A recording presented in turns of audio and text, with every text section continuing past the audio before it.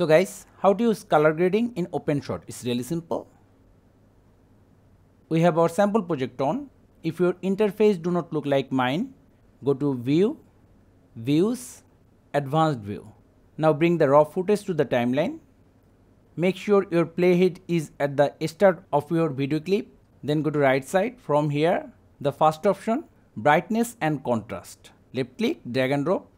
Click on the small icon. To make everything pop, play with the contrast value. Seems like okay. Then the second option for color grading, color saturation. Left click, drag and drop.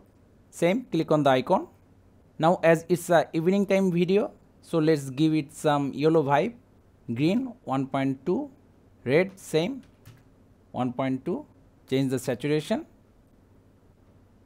But for the tutorial purpose, we have another option for color grading. Suppose you want to use RGB color effect, for that color shift, then just change the X or Y value like this.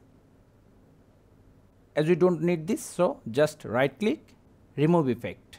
So guys, that's how easily we can color grade a video clip in OpenShot. Thank you guys for watching. Have a good day.